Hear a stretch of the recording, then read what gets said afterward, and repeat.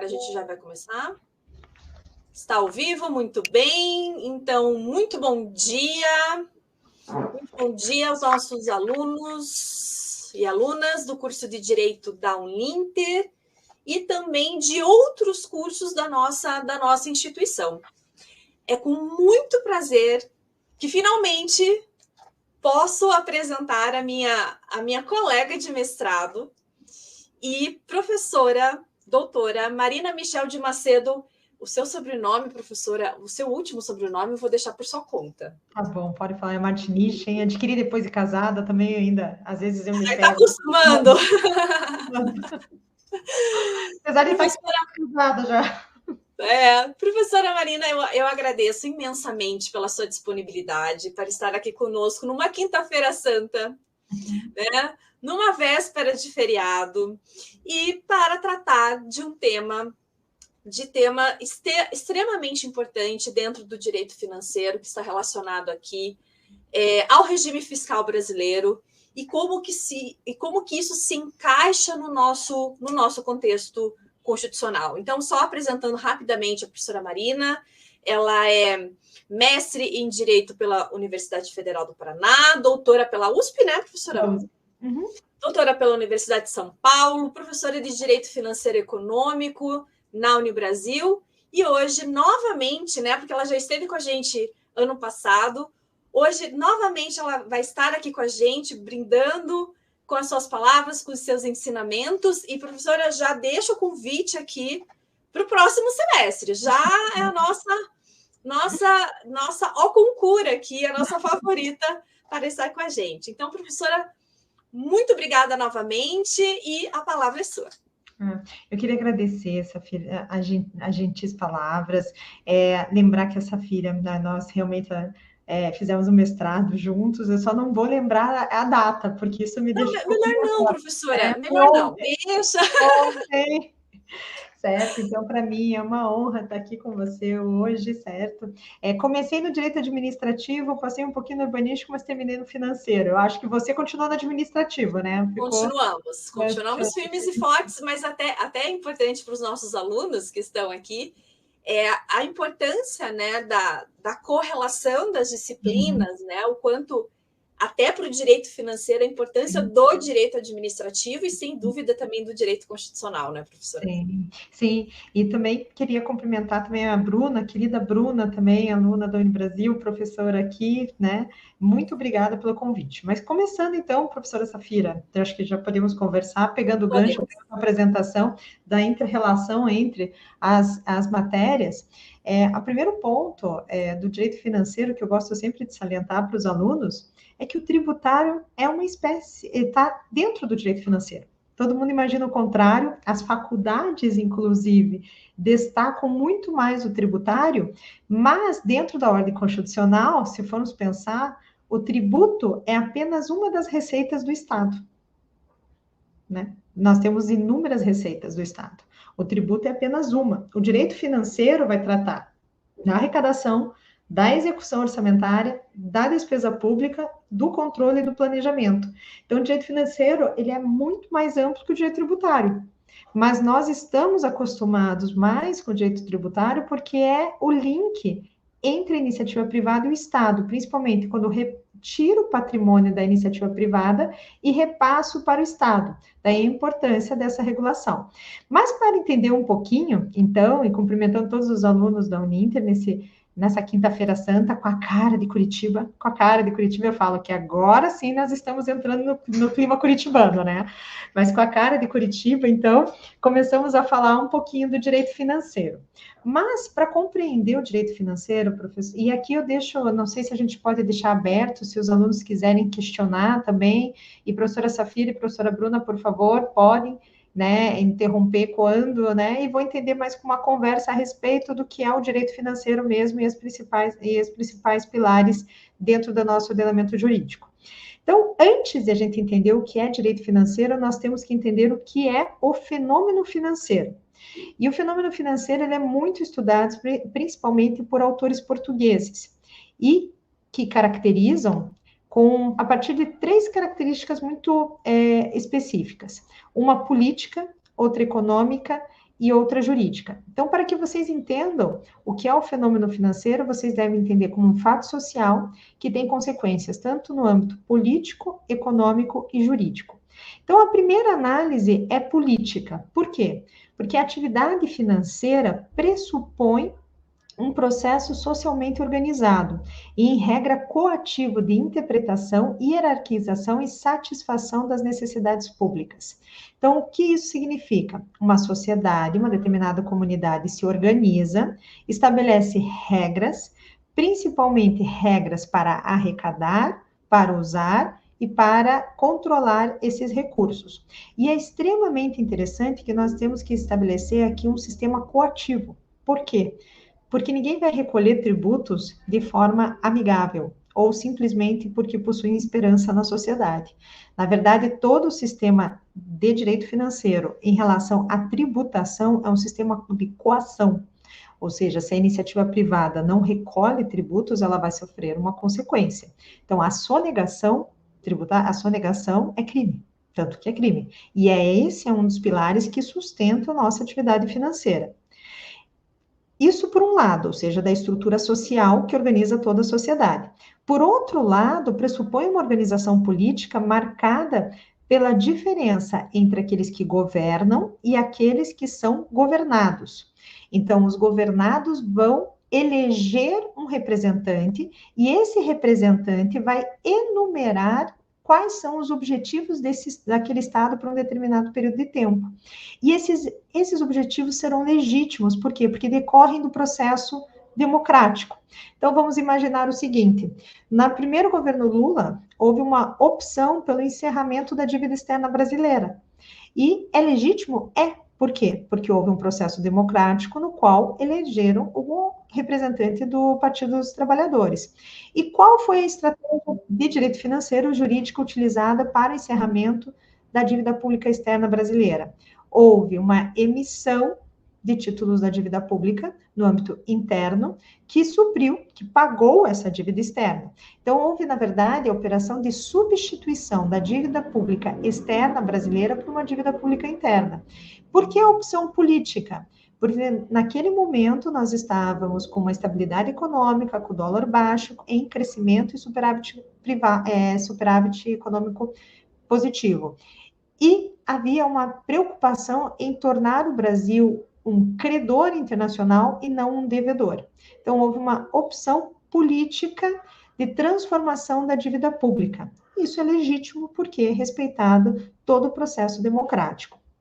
E, por fim, a importância da perspectiva política não está relacionada também só em relação à organização do Estado, à organização entre governo e governantes, mas também, e aqui eu destaco, na definição de quais são as necessidades públicas e de quais formas que nós devemos supri-las. Quem define hoje as necessidades públicas? O nosso texto constitucional. Quando ele exige direitos fundamentais, pagamento de direitos fundamentais relacionados à saúde, à educação, à questão da segurança pública, a estruturas relacionadas à assistência social, à previdência. Então, o nosso texto constitucional ele tem um teor político muito grande na definição das necessidades públicas. E enumerar caminhos para atingir essas necessidades públicas também estão no texto constitucional. Então, eu posso ter a emissão de dívida, eu posso optar pela não realização de dívida pública, por um financiamento apenas fiscal de determinadas condutas. Tudo isso é uma decisão política.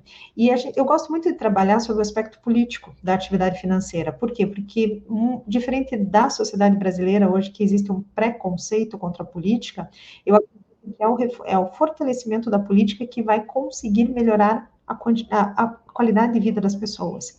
Então, hoje, um dos focos do meu estudo é o chamado orçamento focal, em especial o que a gente chama de orçamento sensível a gênero. E aqui o instrumento que vocês vão verificar comigo depois, que é o plano plurianual, ele é essencial. Por quê?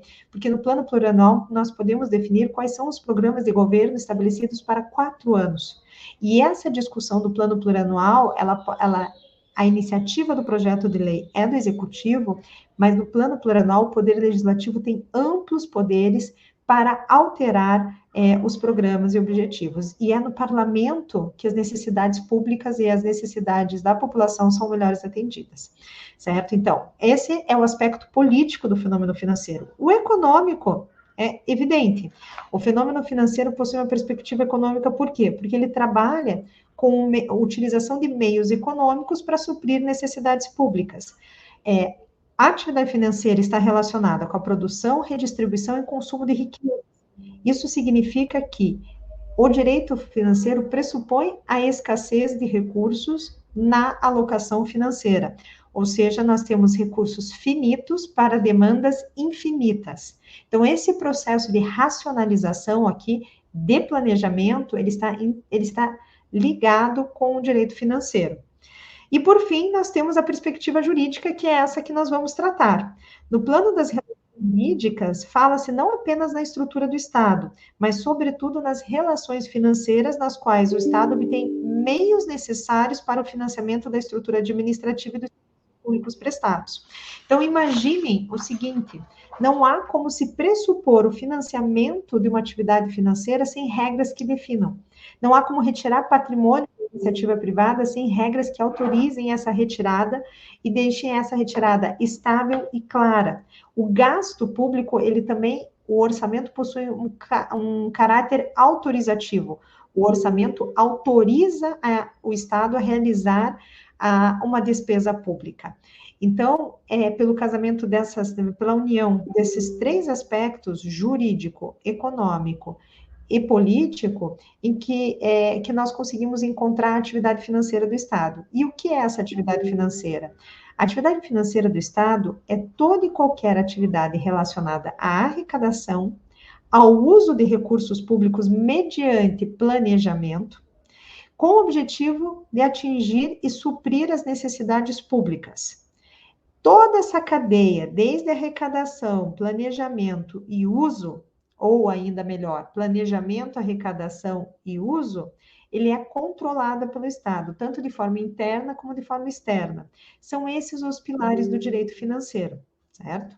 E aqui, o direito financeiro, tentando descrever essa atividade financeira, existem duas correntes. A primeira é a procedimentalista. Vocês devem conhecer alguns autores, porque vocês já devem ter estudado nas aulas de direito financeiro. Nós estamos falando aqui de Geraldo Ataliba, de João Martins de Oliveira, Alberto Deodato e Kiyoshi Arada. E quais são as características desses procedimentalistas? São autores que tratam o direito financeiro única e tão somente como um meio de obtenção de receitas e realização de gastos, de uma forma única e exclusivamente técnica. Então, eu tenho um instrumento A, que vai arrecadar uma determinada quantidade, e talvez utilize um instituto B, só. Para tais autores, o direito financeiro não tem um conteúdo axiológico, ou seja, não tem nenhum valor em si mesmo, e nenhuma perspectiva teleológica, ou seja, não tem uma perspectiva de finalidade. Então, o direito financeiro não tem valores e não tem fim. Ele é apenas um instrumento que trata de contas públicas de forma neutra. Esses autores são definidos como procedimentalistas. A corrente que eu adoto, que é a corrente da USP, e que daí é liderada pelo professor Fernando Scaff, pelo professor Heleno Torres, e aqui também destaco o Ricardo Lobo Torres, eles agregam ao direito financeiro aspectos axiológicos e teleológicos, indicando que existem valores e finalidades a serem perseguidas por esse ramo jurídico, segundo parâmetros, inclusive no texto constitucional. O direito financeiro não é, aqui, pessoal, um instrumento única e exclusivamente de uso para obtenção de receitas. Ele deve ser estudado como um instrumento que busque atingir uma finalidade e que tenha um conteúdo específico. Esta finalidade está descrita no texto constitucional, que seria justamente a materialização do artigo 1º e dos direitos fundamentais, e os objetivos também devem coincidir com o artigo 3º da Constituição, que são os objetivos. Então, a atividade financeira do Estado, sim, está submetida ao texto constitucional, e sim, o regime fiscal ordinário deve obedecer a todos os parâmetros constitucionais sob pena de inconstitucionalidade. Tá?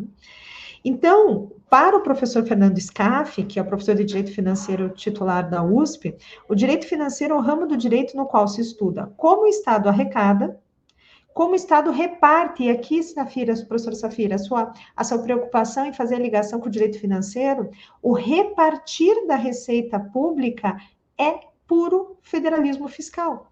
É puro direito constitucional. Se vocês partirem do artigo 157 da Constituição, há ali um esquema, eu brinco com meus alunos, maluco, quando eu faço com eles no quadro a repartição de receitas constitucionais, eles ficam, meu Deus, professora, mas vamos lá, vamos trabalhar.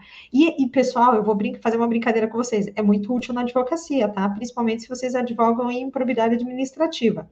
Toda vez que tem cumprimento de sentença, de devolução, né, de remunerações pagas indevidamente, por exemplo, há sempre como reduzir, porque o Ministério Público esquece que o imposto de renda de servidores públicos, na verdade, ele é retido pela União, mas é devolvido da União para os estados e municípios. Então, só para vocês entenderem isso. Se você é servidor público estadual, o imposto de renda retido na fonte todo mês da sua conta, ele é encaminhado para a União. Mas no mesmo mês, a União devolve para o Estado. Isso é uma transferência constitucional obrigatória. O imposto de renda de servidores públicos pertence ao ente ao qual eles estão vinculados. Então, toda essa questão de federalismo, ela é estudada pelo direito financeiro. E aqui, pessoal, o grande entrave da reforma tributária. Então, para que vocês entendam a importância do direito financeiro. Por que não sai a reforma tributária? A questão não é criar IVA, né, ou unir tributos. O problema é como vamos repartir esses tributos. Por quê? O ICMS é o principal recurso dos estados. O recurso no qual mais se arrecada no Brasil é o ICMS. E é a principal fonte de renda dos estados-membros. Então, se eu retiro ou faço qualquer tipo de alteração do ICMS, quem que vai perder ou quem pode perder? Justamente os estados. Então, vejam, para que vocês entendam em caráter exemplificativo, o que aconteceu com a questão da gasolina no ano passado. Quando o governo reduz e estabelece uma alíquota mínima para tentar resolver a questão do custo, além de inconstitucional a medida, porque ele não poderia ter feito isso, atinge diretamente o orçamento dos estados. Então, há uma redução substancial da arrecadação do Estado-membro, não falo aqui nem estatal, do Estado-membro, o que atinge o exercício e execução de políticas públicas competentes do Estado-membro. Então, a arrecadação, divisão dessa arrecadação, a repartição, que é puro federalismo fiscal. Além disso, como se gastam os recursos também é estudado pelo direito financeiro e também como se endivida. Todo mundo ouve falar na dívida pública brasileira. Qual é o problema? Se é dívida pública interna, dívida pública externa, e eu falo para vocês, o Estado não há problema em o Estado se endividar, o problema é controlar o endividamento. Essa é a grande questão aqui. Como isso é organizado e controlado, visando a consecução dos objetivos constitucionais. Então, o que o professor Fernando Scaff propõe é que o direito financeiro ele tem que deixar de ser só um instrumento, sem objetivos, e quem estuda o direito financeiro e quem estuda a norma jurídica deve ter com mente que quem indica como a atividade financeira deve ser direcionada é a Constituição Federal. Em momentos de crise, principalmente econômica, a Constituição Federal define as prioridades do Estado brasileiro, não é o governo. Então, quais são os objetivos? Os objetivos da República Federativa do Brasil é constituir uma sociedade livre, justa e solidária, garantir o desenvolvimento nacional, erradicar a pobreza e a marginalização e reduzir as desigualdades sociais e regionais, promover o bem de todos sem preconceitos de origem, raça, sexo, cor, idade e quaisquer outras formas de discriminação. Não são esses os objetivos do direito financeiro no Brasil. Por isso que nós adotamos, e aqui eu adoto, né, junto com o professor Scaff, essa linha substancialista do direito financeiro, ou seja, com uma vertente axiológica e teleológica. Agora, como é que é estruturado o direito financeiro no Brasil? A partir de uma perspectiva jurídica, nós vamos encontrar o que o professor Heleno Torres denomina de sistema constitucional brasileiro. O sistema constitucional brasileiro vai definir o regime fiscal brasileiro, porque ele está incluído nesse sistema constitucional. E é o sistema constitucional, segundo o professor Heleno Torres, que garante uma unidade, uma completude e uma coerência à atividade financeira do Estado. Tal fato é possível porque a Constituição Federal reúne todos os princípios, os valores, competências, que é um tema fundamental no direito financeiro, garantias que definem, né, o ramo jurídico. A Constituição Financeira, nas palavras do Heleno Torres, e aqui eu peço a licença para ler um trechinho, consiste na parcela material de normas jurídicas integrantes no texto constitucional, composta por princípios fundamentais, competências e os valores que regem a atividade financeira do Estado na unidade entre a obtenção de receitas do orçamento, realização de despesas, gestão do patrimônio estatal e controles internos e externos, bem como da intervenção do Estado na relação com as constituições econômicas e sociais. Então, para que vocês entendam, e aqui a ligação outra vez, como a professora Safira falou, com o direito constitucional. Se nós pegarmos o nosso texto constitucional, ele é um livro com diversos capítulos, e esses capítulos se comunicam. Então, o capítulo do direito financeiro não está dissociado do capítulo do direito econômico e do capítulo social. Na verdade, o capítulo do direito financeiro é um instrumento para se atingir os objetivos sociais dentro da nossa Constituição. Então, esse regime fiscal que nós estudamos, ele tem que ter como foco sempre as necessidades e os valores indicados pela Constituição. E foi, então, a Constituição Federal de 88 que criou o denominado regime fiscal ordinário. E só para que vocês entendam, como o direito financeiro é novo, pela primeira vez, o direito financeiro, ele é estruturado no Brasil a partir da Constituição Federal de 88. Antes, existiam normas, aqui a norma mais famosa que continua vigente até hoje é 4.320 de 64, que é a Lei de Contabilidade Pública, uma herança da ditadura ainda, certo? E que tem que ser revista. E era organizada dessa forma, com algumas previsões constitucionais. Não é à toa que a nossa crise econômica na década de 80, ela atinge, assim, o auge, né? Ou chamada década perdida, porque no Brasil nós tínhamos moratória internacional, nós não tínhamos controle de absolutamente nenhum gasto público, a inflação, né, eu acredito que os nossos alunos aqui são alunos que nasceram no plano real, isso me deixa um pouco angustiada, porque eu lembro da vida sem o plano real, e eu começo a sentir a idade em razão disso, mas a nossa inflação atingia 1000% ao mês, certo? Vem o plano real, e realmente o plano real é um ponto fora da curva na história social e econômica. E aqui, às vezes, eu divido com alguns professores, mas a política pública mais importante do Brasil é a monetária, porque é a política que você consegue realmente realizar a distribuição de renda.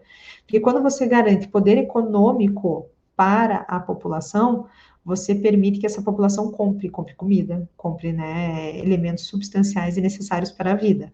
Então, só para que vocês tenham ideia, também o direito financeiro é também um dos pontos, né, que o direito financeiro trabalha, justamente é a moeda. Então, o sistema monetário de um país está vinculado, sim, ao orçamento. E aqui, pessoal, é sempre interessante trabalhar com os alunos, pensar qual é a natureza jurídica da moeda, né? Então, se vocês perguntam o que é moeda? A moeda é um bem público garantido pelo Estado. Por isso que é tão importante a ligação do orçamento público com a economia. Se o orçamento público está bem, né, nós sabemos que a moeda está estável. E aqui que foi o pulo do gato, né, foi a grande virada do plano real, porque os economistas salientaram que o problema da economia, o problema inflacionário no Brasil não era decorrente de eventual ganância da iniciativa privada, mas sim de contas públicas não controladas. Esse é um ponto fundamental. Mas vamos voltar aqui ao nosso regime fiscal ordinário. Não há uma pretensão aqui, pessoal, de verticalizar todos os aspectos a respeito de receita, de despesa, de planejamento, porque isso é um curso de direito financeiro, certo? O que eu vou indicar para vocês, quais são os pilares que sustentam esse regime fiscal ordinário, criado pela Constituição Federal de 88, mas que sofreu alterações fundamentais, principalmente no plano real, certo? Então, nós temos a Constituição Federal de 88, a criação do plano real ali e o pilar que o plano real traz de forma substancial é a lei de responsabilidade fiscal, e depois nós tivemos alterações no decorrer dos anos. A última alteração importante foi, a penúltima alteração importante foi o teto de gastos, contudo, o teto de gastos sofreu uma substancial alteração agora pela PEC da transição, pela emenda constitucional da transição. Então, eu vou trabalhar com vocês os 4 pilares do regime fiscal ordinário hoje no Brasil. O primeiro pilar, né, como é que esse sistema orçamentário é criado? Quais são as regras gerais que devem ser obedecidas, tanto pela União, como pelos estados e como pelos municípios? A primeira é a regra de ouro do texto constitucional, que está contida no artigo 167, inciso 3º da Constituição. Safira, eu vou pedir a licença e eu vou ler para os alunos o artigo 67, inciso 3º, para que eles possam ter, e também eu vou pôr ali no chat, se você me autorizar também. Tá? Tranquilo, se quiser, eu posso até abrir a Constituição também e a gente compartilha telas. Não, acho que se quiser, mas não precisa. O artigo 67 é rapidinho, não tem aqui, só tenho que achar aqui o 167. Que tem o 167A, o 167B, assim... Eu sempre falo para os nossos alunos que a nossa Constituição ela é mais longa que Esperança de Brasileiro. Não, e sabe, Safira, agora eu vou fazer uma meia-culpa, certo? Porque isso eu converso muito com o professor Scaff e o professor Clemerson. E aqui, por que eu faço meia-culpa? A culpa do direito financeiro, certo? Então, aqui, para mim, há um erro do direito financeiro substancial, tratarmos tanto de direito financeiro no texto constitucional. O direito financeiro esqueceu a importância da legalidade. Né? Então, nós poderíamos ter todo o corpo jurídico que nós temos aqui no texto constitucional em um código financeiro, por exemplo, ou numa lei de responsabilidade fiscal, certo? Por quê? Porque não há necessidade de ter no texto constitucional regras do regime fiscal ordinário, ou e pior ainda, na pandemia, regras do regime fiscal extraordinário, da exceção. Veja, toda regra pandêmica ela foi construída no texto constitucional, e veja, a calamidade pública é uma das exceções do regime fiscal ordinário, e daí acho que a Carol chegou, a companheira do escritório, peço desculpas, mas assim, então, essa revisão a gente tem que fazer, e essa instabilidade constitucional, infelizmente, dá-se graças ao regime extraordinário, à quantidade de normas de direito financeiro. Então, o que diz o artigo 67, inciso 3º, que é a regra de ouro da Constituição? A realização de operações de créditos que excedam o montante das despesas de capital, ressalvadas as autorizadas mediante créditos suplementares ou especiais com finalidade precisa, aprovadas pelo Poder Legislativo por maioria absoluta. O que quer dizer isso? Você não pode fazer dívidas para pagar despesas correntes. O que é isso? Você não pode realizar despesas de capital para pagar despesas correntes. Eu não posso me endividar para pagar despesas do dia a dia. Então, eu não posso me endividar para pagar servidor público, eu não posso endividar para pagar a manutenção da prestação de serviços públicos, eu não posso fazer isso. Por quê? E a lógica ela é simples. No momento em que eu realizo uma quantidade expressiva de recursos, uma quantidade de dívida para pagar despesas do dia a dia, o que acontece comigo? Eu acabo perdendo meu patrimônio, certo? Eu tenho que conseguir viver com aquilo que eu, de fato, ganho. Imagine um orçamento de vocês. Vocês têm um salário de 5 mil reais. O importante é que seu custo mensal, ele ingresse nesses 5 mil reais. Se você começa a gastar 6 mil reais, você tem um perfil de endividamento. Então, o teu ganho vai cada vez reduzir mais, certo? Então, a primeira regra é a regra de ouro. Mas eu falo para vocês o seguinte, que essa regra de ouro, ela já foi mitigada justamente pela PEC da transição. Esse é um dos pilares que foi mitigado. Por quê? A PEC, ela alterou e dispensou o Poder Executivo desta regra no que diz respeito ao financiamento de direitos fundamentais e principalmente do Bolsa Família. Então, aqui, o governo federal está autorizado a emitir títulos da dívida pública para obtenção de recursos para o pagamento do Bolsa Família. E por que isso foi necessário? E aqui um aspecto que eu gosto de salientar, Safira. Relembrando a nossa...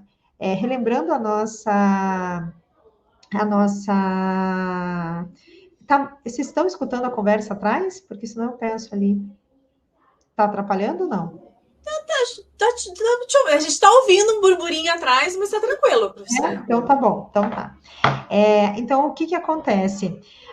O texto constitucional, ele o que acontece aqui é a questão do poder político. Eu falei para vocês no início da aula, da exposição, que o fenômeno financeiro é um fenômeno político. Então, quando há a transição do governo aqui do Bolsonaro para o próximo, as emendas constitucionais previstas pelo Bolsonaro eram o aumento da Bolsa Família até o dia 31 de dezembro. Não havia previsão para o próximo ano. E também houve uma redução substancial de programas sociais.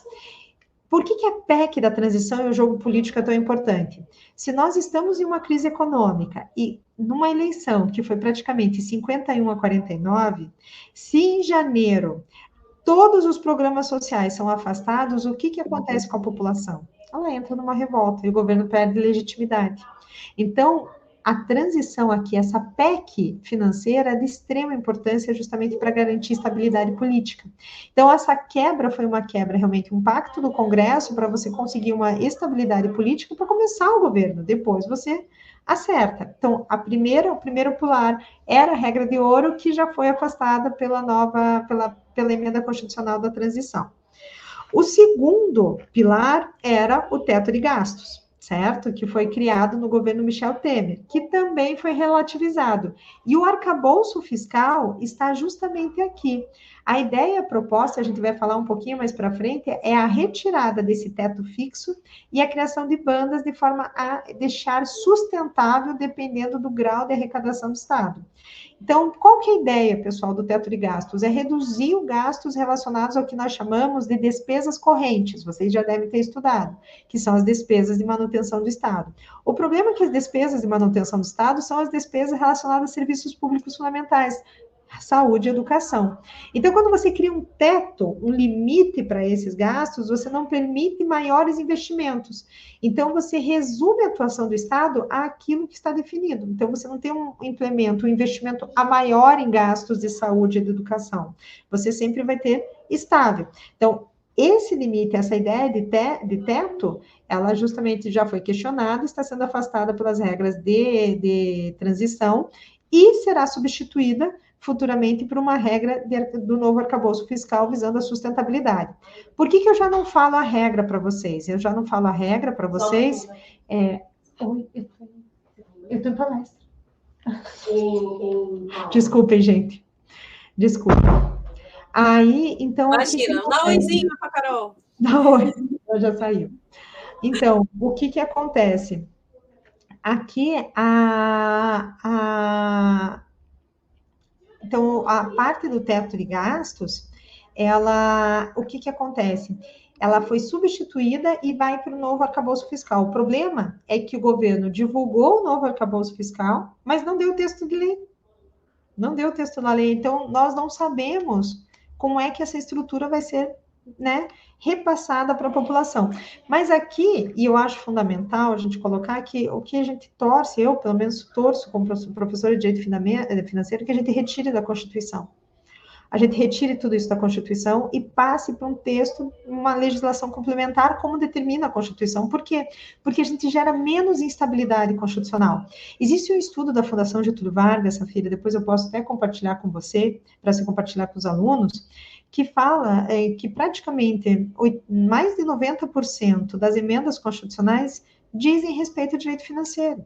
Único e exclusivamente a direito financeiro, o que gera uma falsa instabilidade. Nós não temos instabilidade em relação à república, aos princípios democráticos, à estrutura do governo, à definição de competências entre o legislativo, o executivo e o judiciário. O que nós temos são alterações sucessivas no nosso regime fiscal ordinário. E isso gera daí uma sensação de instabilidade institucional que não existe. E, na verdade, pessoal, o direito financeiro no Brasil é muito novo. Ele é muito novo, porque todo esse regramento que eu estou passando para vocês, ele passou a ser discutido após a Constituição Federal de 88. Então, veja, a lei de responsabilidade fiscal é de 2000, eu estou falando de uma lei de 23 anos. 23 anos na história de um país não é nada, certo? Então, nós estamos aos poucos se adaptando a essa nova realidade. O terceiro pilar, então, o primeiro pilar do regime ordinário fiscal, regra de ouro. Segundo pilar, teto de gastos. Regra de ouro e teto de gastos, eles não estão afastados completamente, mas estão transformados pela emenda constitucional da transição aguardando o novo arcabouço fiscal, que será ainda divulgado pelo governo. As premissas do arcabouço fiscal foram divulgadas. O texto, nós não sabemos ainda, certo? O terceiro pilar, que continua e é de extrema importância, diz respeito à exigência de estimativa de impacto das proposições orçamentárias. Então, eu tenho que ter todo um estudo, certo, a respeito de receita pública, de gasto público e qual é o impacto dessas medidas. Então, para você ter ideia, Safira, como é importante, quando eu renuncio a um determinado tributo, eu preciso ter noção de quanto isso vai me impactar. Impactar na política pública e impactar também na despesa pública, porque se eu deixo de arrecadar o tributo ali, eu vou ter que retirar de outro lugar. Então, a renúncia fiscal é extremamente delicada. Existem estudos interessantíssimos da Receita Federal Brasileira que demonstram que a renúncia fiscal gera problemas concorrenciais. Então, você gera um problema ainda dentro das regras de mercado. Então, todos esses estudos devem ser realizados, e isso está descrito no artigo 113 do Ato das Disposições Constitucionais Transitórias, que também foi objeto de uma emenda constitucional. E posterior e de pouco tempo, para vocês verem como a gente está construindo esse regime fiscal ordinário há muito pouco tempo. E, por fim, regras específicas com gestão de pessoal. Isso é muito forte. E diferente do que muitos falam, sim, nós podemos demitir servidores públicos, certo? Principalmente por questões orçamentárias, tá? No artigo 169 da Constituição. Por que há um cuidado muito excessivo, não excessivo, mas há um cuidado extremamente forte com gastos com servidores? Pessoal, do total da receita pública arrecadada, nós vamos ter dois conceitos importantíssimos no direito financeiro. Primeiro, a receita corrente, e outra é a receita corrente líquida. A receita corrente líquida é aquilo que é arrecadado da atividade fiscal, basicamente, descontado os valores da chamada DRU, que é a desvinculação de receita da União, que é justamente o montante separado para o pagamento da dívida pública. Desse total da receita corrente líquida, no máximo 60% nós podemos gastar com servidores públicos. Veja, 60%. Então, eu falo para vocês que sobra 40% da receita corrente líquida para pagamento de todos os outros gastos do Estado, com saúde, com educação, com segurança. Então, se eu não cuido desse limite de 60%, não sobra dinheiro. Não sobra dinheiro. Essa é a verdade. Aqui não é um discurso de direita ou de esquerda, é um discurso racional. É o racional. Ou você cuida, né, do teu orçamento, de quanto serão de gastos com servidores, ou você não vai ter dinheiro para realizar os demais serviços públicos.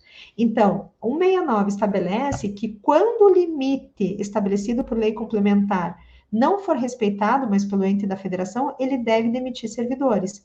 Então, quais são os primeiros cargos extintos? Os comissionados. Os primeiros cargos extintos são os comissionados.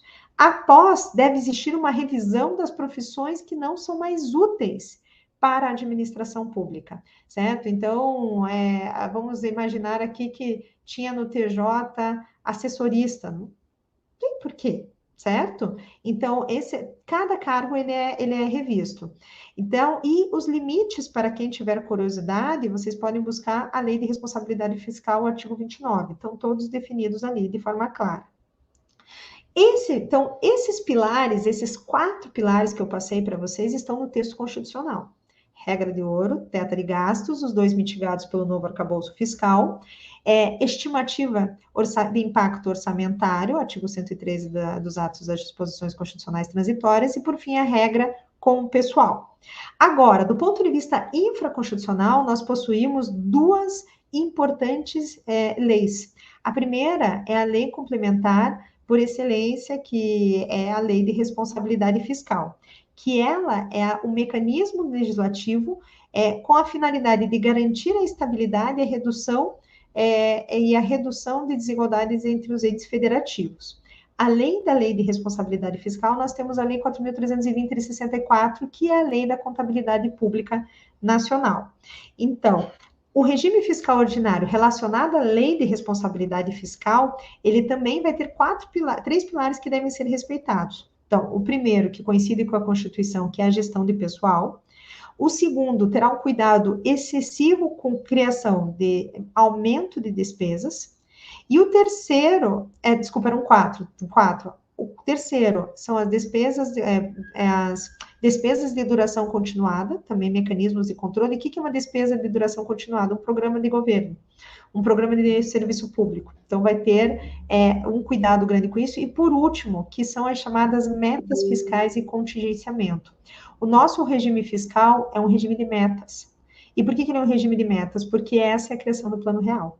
Então, como é que os economistas, na época da institucionalização do Plano Real, qual foi o principal motivo da inflação? O principal motivo da inflação existente no Brasil era o descontrole orçamentário. O Estado emitia moeda para pagar suas próprias dívidas porque ele não controlava suas dívidas. Então, esse controle é realizado hoje, essa meta fiscal, ela é controlada, esse controle do endividamento e da emissão de moeda pelo Estado, ele é a base para nós controlarmos a nossa inflação. Daí vocês vão me perguntar, mas professora, hoje existe inflação. A inflação que existe hoje não é a mesma da década de 80. A inflação da década de 80 era uma inflação inercial causada pelo Estado e que foi controlada pela meta de inflação. E hoje, por isso a importância de manutenção desse instrumento ainda no nosso ordenamento jurídico. Agora, a inflação que existe hoje é uma inflação de crise, de pandemia, de ausência de produtos, de problemas com o petróleo, são vários outros fatos, outros conflitos que geram esse problema econômico, certo? Então, no âmbito constitucional, lembrando vocês, o nosso regime fiscal é estabelecido pela teto de gastos, regra de ouro, ambos mitigados, impactos orçamentários e gestão de pessoal. No âmbito da lei de responsabilidade fiscal, que é infraconstitucional, também regras sobre gestão fiscal, aumento de despesas, programas de duração continuada e, por fim, então, metas fiscais e contingenciamento. Contingenciamento são regras específicas de como controlar a dívida pública, de como controlar não é nem dívida pública, são gastos públicos. Então, a própria Constituição, e olha aqui, Safira, como é interessante, a Constituição, ela delimita relatórios bimestrais de controle de gastos. Então, a cada 2 meses, todos os entes da federação devem publicar relatórios de arrecadação e despesa pública. Se as metas previstas na Lei de Diretrizes Orçamentárias não forem cumpridas, há necessidade do que a gente cria, chamado de limitação de empenho, que é justamente o que? Corte de gastos. Então, existem corte de gastos bimestralmente analisados de forma a atingir a meta de gasto público ao final do ano. Tudo isso, pessoal, é definido no instrumento legislativo que vocês devem estudar bastante em direito financeiro, que é a chamada Lei de Diretrizes Orçamentárias, certo? Para isso que serve.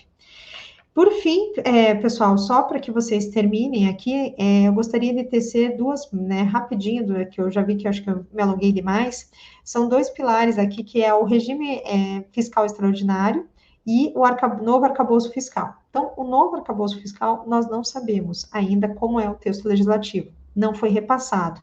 O que nós sabemos é que a ideia é criar bandas, ou seja, não há um teto fixo, mas há limites proporcionais à arrecadação.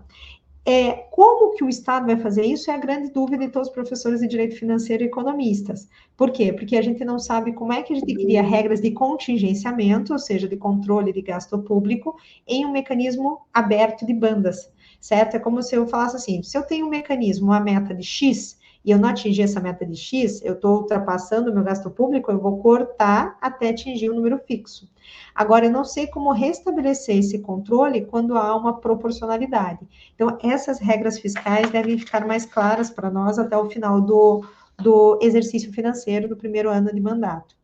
Também não fica claro as regras que eles serão estabelecidas a respeito de receitas públicas. E eu falo para todos os meus alunos, o nosso problema não está na despesa pública.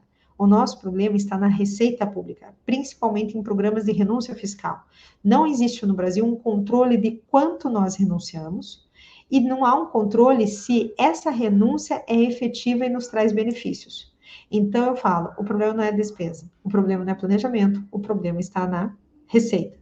Quando nós formos mexer na receita pública, sim, daí eu tenho mais esperança que o Brasil vai melhorar. Em relação ao regime fiscal extraordinário, eu só ressalento para vocês que ele só existe em momentos de calamidade pública. Então, na pandemia, nós vivemos 2 anos de calamidade pública. E essas regras fiscais que eu estabeleci e falei para vocês, elas foram afastadas. Essa é a ideia. O regime extraordinário fiscal afasta as regras de controle do endividamento, de prestação de contas, certo? De execução orçamentária. E a questão dos servidores públicos, ela só proibia a nova contratação de servidores de carreira, mas não servidores terceirizados para auxílio, principalmente na área de saúde. Então, na verdade, houve uma flexibilização. O regime extraordinário fiscal é uma flexibilização das regras previstas no regime fiscal ordinário. Então, Safira, daí eu concluo a minha apresentação aqui, deixando claro que o regime ordinário fiscal está submetido ao texto constitucional, ele deve ter uma perspectiva funcionalista, ou seja, teleológica e axiológica, partindo dos valores constitucionais e dos objetivos descritos no artigo 3º. Então, eu queria agradecer a todos, pedir desculpa por qualquer interferência, né, e acabar agradecendo a oportunidade de sempre dialogar com vocês aqui em Direito Financeiro. Muito obrigada.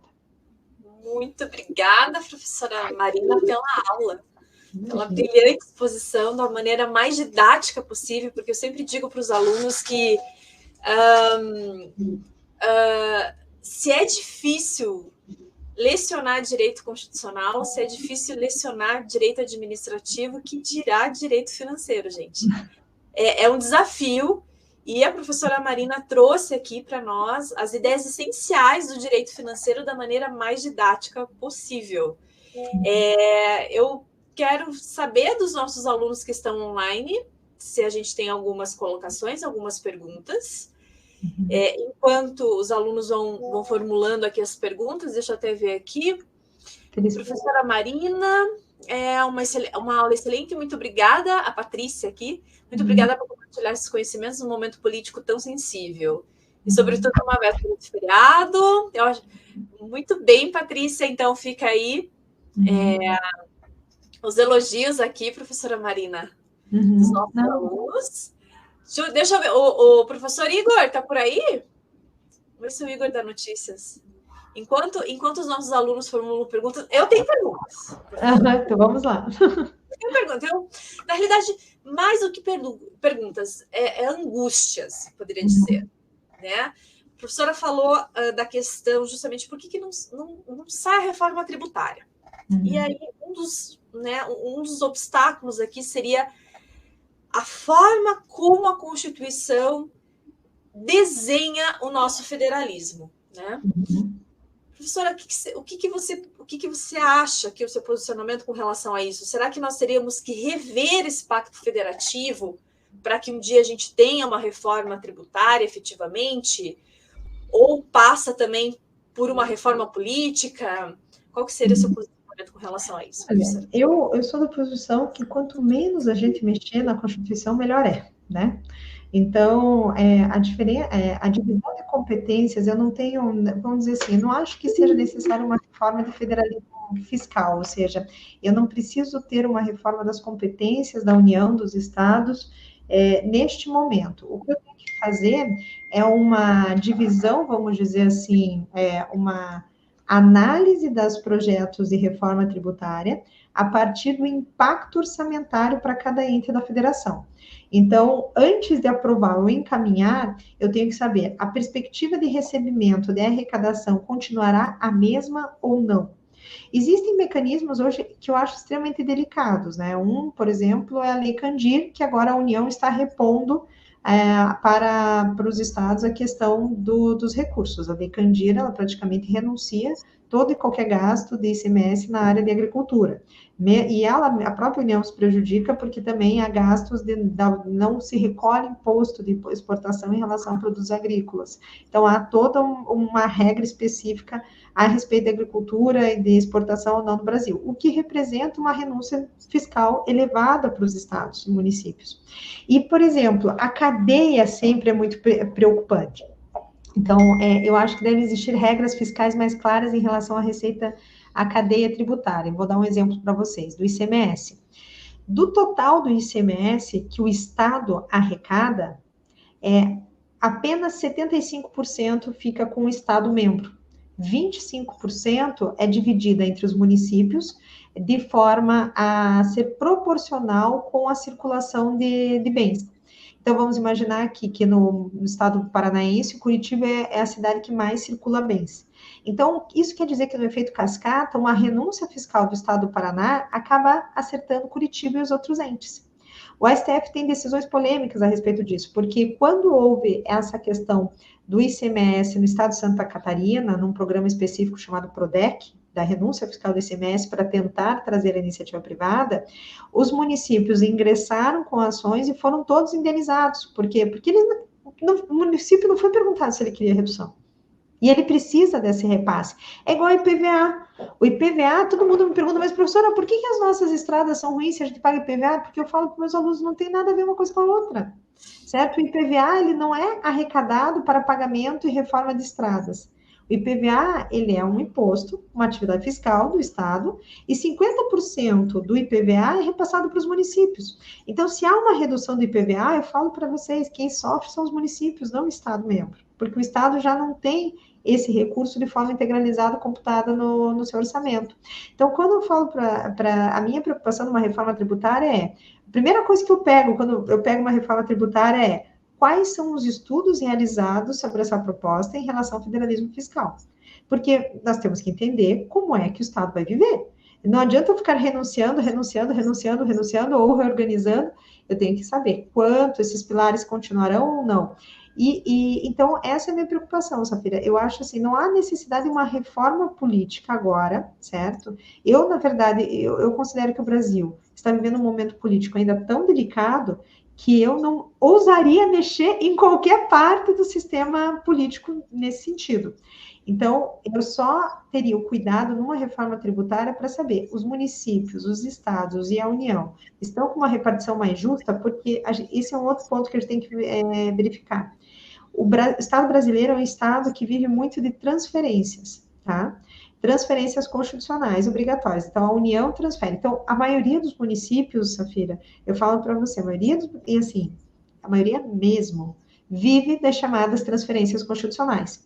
Não possui a arrecadação suficiente. E esse é um problema, porque, veja, o município é o ente da federação que mais realiza atividades para a comunidade, mas é o que tem a menor cadeia de arrecadação, né? IPTU, baixíssimo, não tem como o prefeito aumentar de forma contínua esse valor, e TBI, as pessoas quase não recolhem, né? E o ISS, que vai ser o grande tributo aqui, o ISS, certo?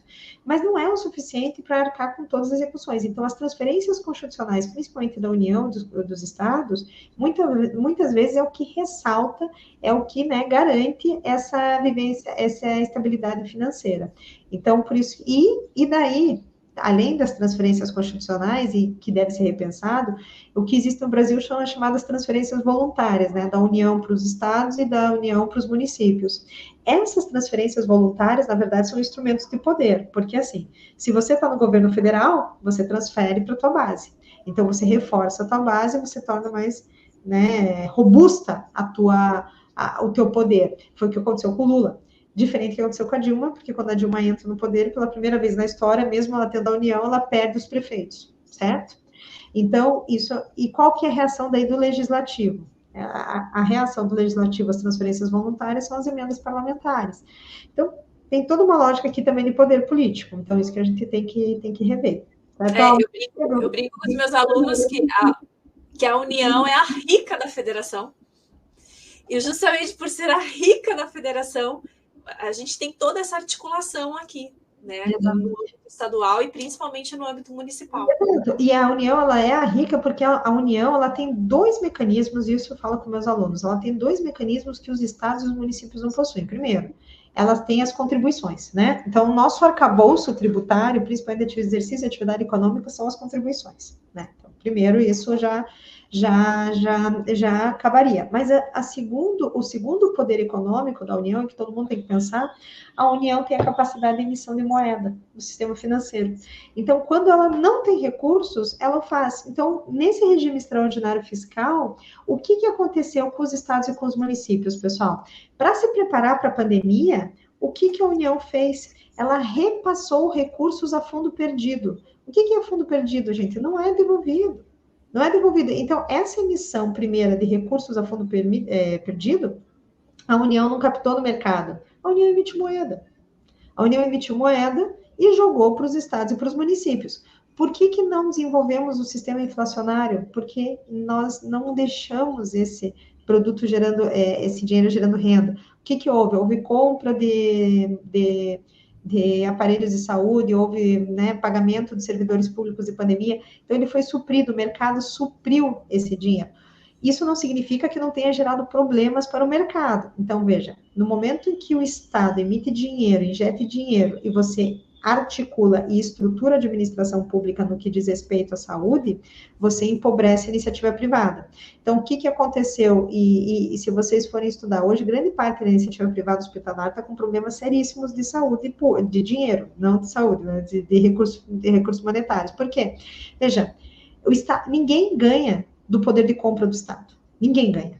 Justamente porque ele tem essa capacidade de emitir moeda quando ele quer. E outra, a capacidade de endividamento do Estado é enorme. Por quê? Porque o Estado é perpétuo. O Estado, nós temos uma vida de 80 anos, 90 anos. O Estado não, o Estado é perpétuo. Então, a capacidade de endividamento dele é muito maior. Então, o que acontece? Quando você passou a comprar inúmeros produtos, né, para a UTI, esse valor desse produto aumentou de forma substancial. A iniciativa privada não tem recursos como o Estado. Ela não conseguiu comprar. Por isso que nós vimos que muitos planos não conseguiam suprir a demanda. Por quê? Porque eles não tinham equipamentos. Não tinham equipamentos porque o Estado comprou tudo, certo? Então, esse cuidado que a gente tem que tomar. Então, a União, realmente, ela sempre vai ser a rica. Ela tem contribuições, ela tem capacidade de emissão de moeda, e, né, não tem, e veja, agora vejam como nossa Constituição, ela é importante, a gente tem que lutar pela preservação. Nós estávamos com um governo, independente se vocês gostam ou não, mas irresponsável durante a pandemia, irresponsável durante a pandemia. E foi o Congresso Nacional, primeiro Rodrigo Maia, que desenvolveu a estrutura do regime extraordinário fiscal. Então, a gente notar essa importância do Congresso e do Poder Legislativo, certo?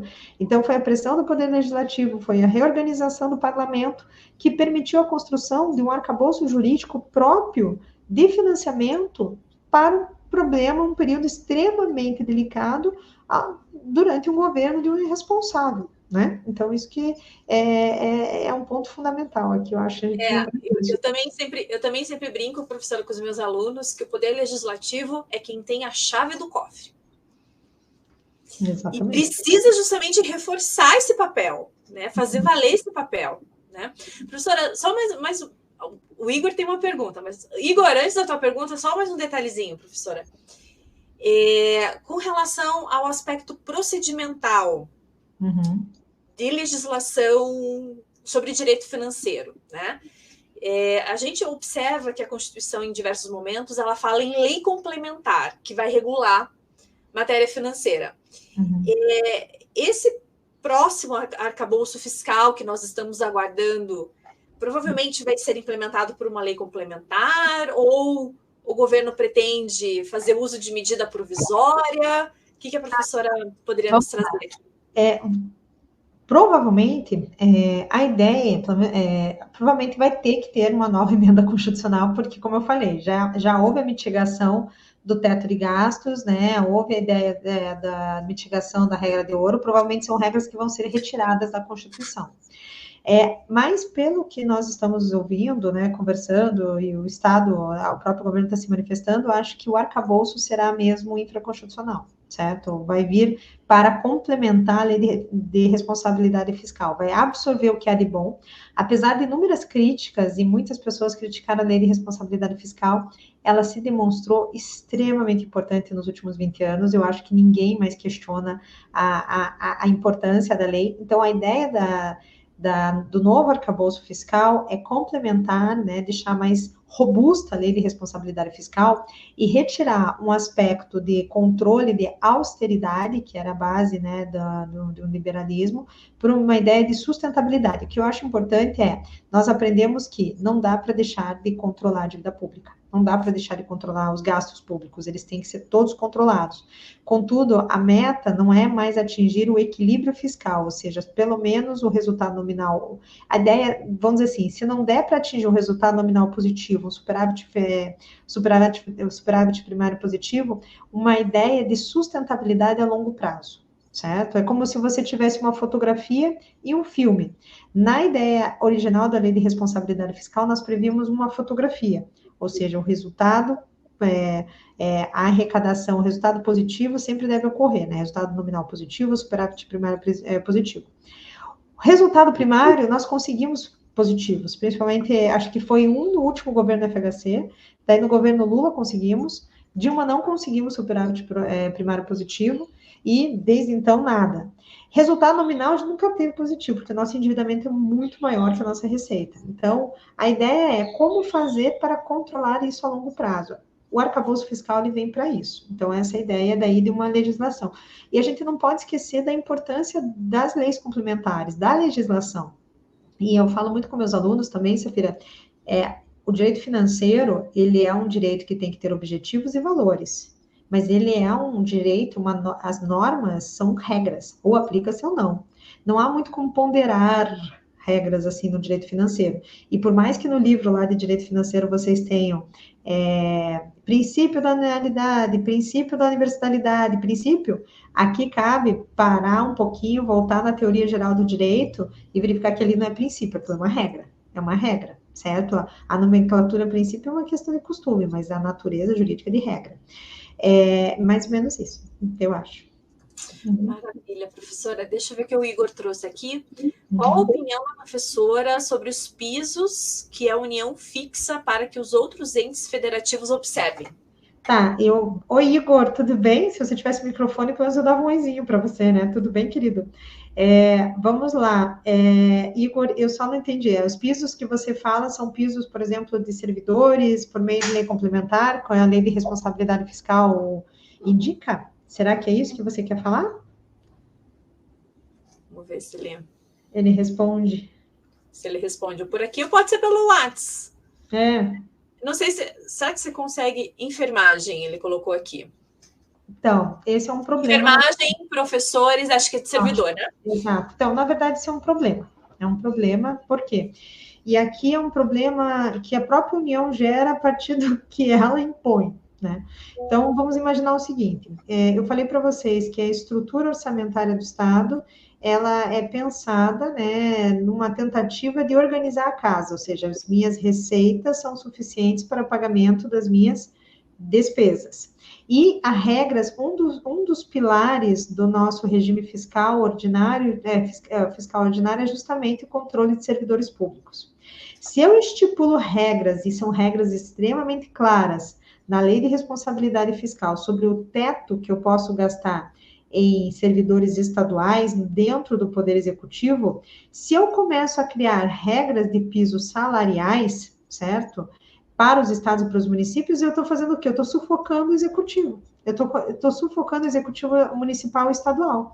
Não que a atividade de enfermagem não mereça um teto, não que elas não sejam importantes, mas o problema é que se eu começo a colocar teto para todo mundo, eu não consigo cumprir o teto básico de gastos com servidores. Porque eu tenho também policiais, eu tenho médicos, eu tenho professores, eu tenho assistentes sociais. Daí, como é que fica essa conta? Além de você reduzir o poder da autonomia do Estado em definir quais são as carreiras que terão um aumento ou como serão organizadas. Então, o que eu falo? A saída aqui seria a criação de fundos nacionais que a União complementasse em valores de pagamento de servidores daí, né, diretamente. O que eu discuto muito no Sistema Único de Saúde, né, se tivesse uma reforma, que se a gente teria que discutir se o médico dentro do Sistema Único de Saúde não teria que ser absorvido pela União. E eu falo assim, o médico do município mesmo. Uma coisa é você ter uma estrutura orçamentária aqui em Curitiba, certo? Uma estrutura hospitalar de saúde aqui em Curitiba, é extremamente organizada e que os recursos são suficientes para o pagamento até um primeiro momento. Não na pandemia, nós recebemos também dinheiro a fundo perdido. Outra é no interior do Paraná. Não, veja, pegar uma cidade pequena, pessoal, muitas vezes o município não tem recursos para manter um posto de saúde e um médico, 2 médicos, 3 médicos. Então, o que que acontece? Sempre dá problema envolvendo prefeito, envolvendo médico, empresa que presta serviços médicos. Por quê? Porque geralmente ultrapassa, não tem prestação correta de serviço, ultrapassa o teto do prefeito. Por quê? Porque ninguém quer prestar serviço de saúde no interior. Então, aqui, eu acho, daí poderia ser revisto alguns valores de enfermagem ou de médicos mesmo, se a União ficasse, ao invés do repasse para o município, ela ficasse responsável por esses valores. E daí, criar uma carreira médica, né, dentro da União. Nós não temos carreira de juiz, então nós vamos criar uma carreira do médico público também, ele vai ter que ir para o interior, vai ter que ficar um período, e assim, né, vai se organizando. Então, Igor, eu considero um contrassenso essa criação de pisos, né, para determinadas, dentro da própria lógica que a lei de responsabilidade fiscal colocou e a própria União, a própria Constituição colocou. Não que não seja importante, não que a atividade não seja importante e que mereça ser analisada, certo? Mas se você criar tetos, há um descompasso aqui, lógico, dentro do nosso sistema. Maravilha, então, muito bem. Acho que temos mais alguma consideração? Acredito que não. Deixa eu ver, acho que não. Mas olha, professora Marina, o Igor está aqui agradecendo. Beijo, Igor. Obrigada pela participação, Igor. Obrigada. Então, meus caros, nós vamos encerrar a transmissão, agradecendo mais uma vez a presença da professora Marina. E já fazendo o convite para o próximo semestre, professora. E aí, acredito que no próximo semestre a gente já possa conversar a respeito justamente desse novo arcabouço jurídico. É esperança. O prazo para remessa para o Congresso é junto com a lei de diretriz orçamentária. A lei de diretriz orçamentária foi agora em abril. Mas a esperança até o segundo semestre a gente já está com o projeto de lei em mãos. Aí. Quem sabe a gente conversa sobre ele daí. Isso, exatamente. Então já fica o convite, professora, tá? Para o próximo semestre, para novamente estar aqui com a gente, nos brindar aqui com a sua didática a respeito do direito financeiro. Professora, então, muito obrigada. Eu que agradeço o convite. Então, boa Páscoa a todos, né? E aproveitem o feriadinho para descansar um pouquinho, tá bom? Maravilha, maravilha. Deixa eu pedir para as meninas aqui encerrarem a transmissão. Deixa eu ver se eu consigo encerrar a transmissão, mas eu não sei se eu vou conseguir. Mas também fica já aqui minha despedida aos presentes, aos nossos alunos do curso de Direito e também alunos de outros cursos da Uninter que também estão participando aqui desse nosso ciclo de palestras aqui. Deixa eu só ver se eu consigo encerrar. Vamos ver, talvez eu consiga. Vamos ver, gente. Então, se eu conseguir, até mais. Tenham um bom feriado. Se eu não conseguir, aguardem. Vamos ver aqui só um pouquinho. Deixa eu ver. Acho que não, né? Estamos ainda...